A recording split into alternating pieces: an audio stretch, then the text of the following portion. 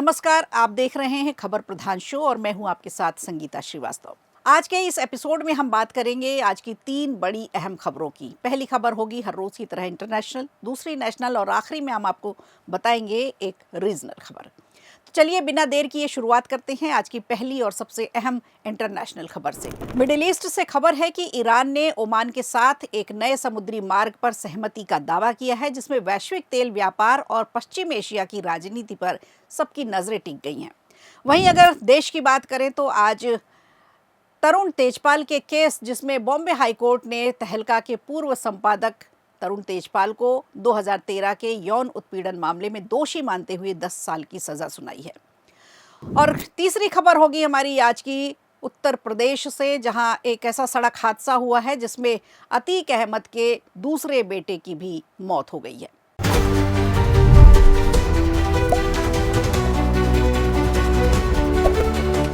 तो आज इन तीनों खबरों पर हम बात करेंगे। सबसे पहले बात करते हैं दुनिया के सबसे अहम समुद्री रास्ते की, जहां एक नई हलचल है। ईरान ने ऐसा दावा किया है जिसने तेल व्यापार, जहाजों की आवाजाही और पश्चिम एशिया की राजनीति को फिर से चर्चा में ला दिया है। ईरान ने कहा है कि उसने होर्मुज स्ट्रेट से जहाजों की आवाजाही के लिए ओमान के साथ एक नए समुद्री मार्ग पर सहमति बना ली है। ईरानी विदेश मंत्रालय के प्रवक्ता इस्माइल बकाई का कहना है कि समझौते पर बातचीत अंतिम चरण में पहुंच चुकी है। दोनों देशों के बीच समुद्री सीमा से जुड़े भौगोलिक बिंदुओं पर सहमति भी बन गई है। हालांकि समझौते की पूरी जानकारी अभी सार्वजनिक नहीं की गई है। ईरान ने यह भी स्पष्ट कर दिया है कि नया मार्ग या जो नया रास्ता बना है उसके बनने के बाद समुद्री सुरक्षा की गारंटी नहीं मानी जाएगी। फिलहाल अमेरिका और ओमान की ओर से इस दावे पर कोई आधिकारिक प्रतिक्रिया अब तक नहीं आई है। ये मुद्दा इसलिए भी महत्वपूर्ण है क्योंकि होर्मुज स्ट्रेट दुनिया के सबसे संवेदनशील समुद्री मार्गों में से है। वैश्विक तेल और एलएनजी का जो व्यापार होता है लगभग 20% इसी रास्ते से होता है। अमेरिका और ईरान के बीच युद्ध विराम के बाद ये मार्ग खोला गया, लेकिन जुलाई में दोनों देशों के बीच सैन्य तनाव बढ़ गया था और फिर आवाजाही पर रोक लगा दी गई। इस बीच अमेरिकी राष्ट्रपति डोनाल्ड ट्रंप ने चेतावनी दी कि यदि होर्मुज स्ट्रेट जल्द नहीं खोला गया तो ईरान को गंभीर परिणाम भुगतने पड़ सकते हैं। दूसरी ओर ईरान लगातार कहता रहा है कि अमेरिका के साथ उसकी सीधी बातचीत नहीं हो पा रही है। ईरान ने कहा कि ओमान के साथ प्रस्तावित नया समुद्री मार्ग फिलहाल अस्थायी रहेगा, 2 से 4 महीने तक ही लागू रह सकता है। सबसे बड़ा विवाद ट्रांजिट शुल्क को लेकर के बना हुआ है। ईरान जहाज़ों से शुल्क लेने के पक्ष में है, ओमान कम शुल्क चाहता है, जबकि अमेरिका किसी भी शुल्क के खिलाफ है। अब दुनिया की नज़र इस प्रस्ताव पर है, इसके अगले कदम पर टिकी हुई है।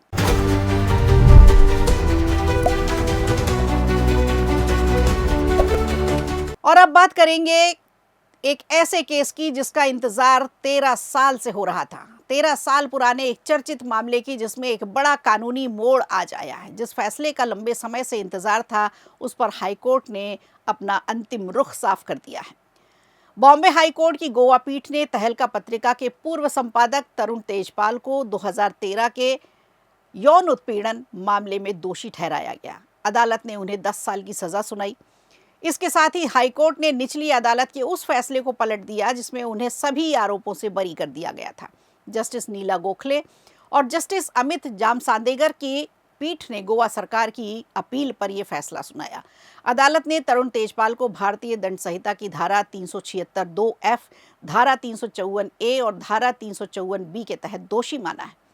ये धाराएं दुष्कर्म, यौन उत्पीड़न और महिला के साथ आपराधिक बल प्रयोग से जुड़ी हुई हैं। ये मामला नवंबर 2013 का है। आरोप है कि गोवा में आयोजित एक कार्यक्रम के दौरान एक लग्जरी होटल की लिफ्ट में तरुण तेजपाल ने अपनी जूनियर महिला सहयोगी का यौन उत्पीड़न किया था। शिकायत मिलने के बाद गोवा पुलिस ने उनके खिलाफ मामला दर्ज किया और नवंबर 2013 में उन्हें गिरफ्तार कर लिया था। गिरफ्तारी के समय उनकी अग्रिम जमानत याचिका स्थानीय अदालत ने खारिज कर दी थी। बाद में जुलाई 2014 में सुप्रीम कोर्ट ने उन्हें नियमित जमानत दे दी थी। उसके बाद मामला निचली अदालत में चलता रहा। मई 2021 में मापुसा की अतिरिक्त सत्र अदालत ने सबूतों को पर्याप्त नहीं मानते हुए तरुण तेजपाल को सभी आरोपों से बरी कर दिया था और उस समय देश में काफ़ी बवाल भी मचा था इस निर्णय को लेकर के। उस समय अदालत ने कहा था कि अभियोजन पक्ष आरोपों को संदेह से परे साबित नहीं कर पाया। फैसले में जांच से जुड़ी कई कमियां थी, जैसे सीसीटीवी फुटेज पेश नहीं कर पाए। इन सब चीज़ों का भी उल्लेख किया गया था। इसके बाद गोवा सरकार ने इसी फैसले को बॉम्बे हाईकोर्ट में चुनौती दे दी। अब हाईकोर्ट ने निचली अदालत के फैसले को पलटते हुए तरुण तेजपाल को दोषी करार दिया है और 10 साल की सजा सुनाई है। इस फैसले के साथ 2013 से चल रहे इस चर्चित मामले में एक महत्वपूर्ण कानूनी मोड़ आ चुका है।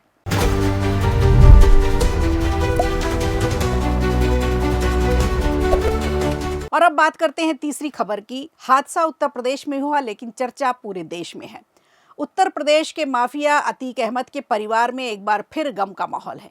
झांसी में हुए भीषण सड़क हादसे में अतीक अहमद के सबसे छोटे बेटे अबान अहमद की मौत हो गई है। तो परिवार के नाम पर अतीक अहमद के परिवार में इस समय पत्नी शाइस्ता समेत 2 बेटे हैं। 2 बेटे जेल में हैं, एक बाहर है, शाइस्ता फरार है। अतीक अहमद के 2 बेटों की मौत हो चुकी है। हादसे के वक्त अबान प्रयागराज से झांसी जेल में बंद अपने बड़े भाई अली अहमद से मिलने जा रहा था, तभी ये सड़क हादसा हुआ। सबसे छोटे बेटे अबान अहमद के शव को लेने के लिए उसका भाई अजहम अहमद झांसी पहुंचा। इस दौरान मीडिया से बातचीत करते हुए अजहम ने भावुक अपील की है कि उसके दोनों भाई जो इस समय जेल में बंद हैं, उन्हें अंतिम संस्कार में शामिल होने की अनुमति दी जाए। झांसी पहुंचने के बाद आवश्यक कानूनी औपचारिकताएं पूरी की गईं। इसके बाद शव को परिजनों के सुपुर्द करने की प्रक्रिया शुरू हुई। अस्पताल परिसर और आसपास सुरक्षा व्यवस्था कड़ी करके रखी गई थी। बड़ी संख्या में पुलिस बल तैनात रहा ताकि किसी भी तरह की कोई अव्यवस्था ना हो, कोई अनहोनी ना हो।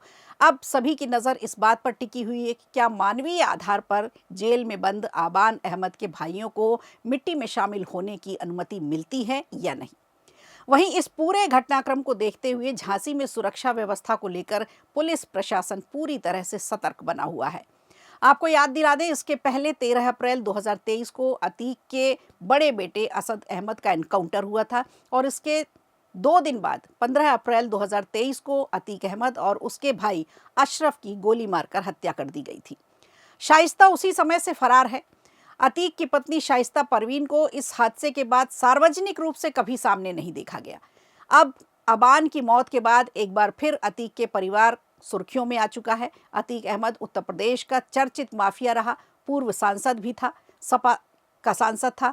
उसके खिलाफ हत्या, अपहरण, रंगदारी समेत 100 से ज़्यादा आपराधिक मामले दर्ज रहे। उमेश पाल अपहरण मामले में उसे उम्र कैद की सज़ा मिली थी। इधर उसकी पत्नी शाइस्ता परवीन करीब 3 साल से फरार है। अब ये कहा जा रहा है कि क्या शाइस्ता अब सामने आएगी। उसकी तलाश में कई जगह छापेमारी की गई, लेकिन अब तक कोई ठोस सुराग नहीं मिला है। तो अब देखने वाली बात होगी कि अबान के अंतिम संस्कार में क्या शाइस्ता शामिल होने आती है, सार्वजनिक रूप से आती हैं या किस तरह से आती हैं, ये देखने वाली बात होगी। तो खबर प्रधान शो में आज के लिए इतना ही। दीजिए इजाजत, नमस्कार। वीडियो अच्छा लगा हो तो लाइक कीजिए, शेयर कीजिए और कमेंट बॉक्स में हमें ज़रूर बताइए।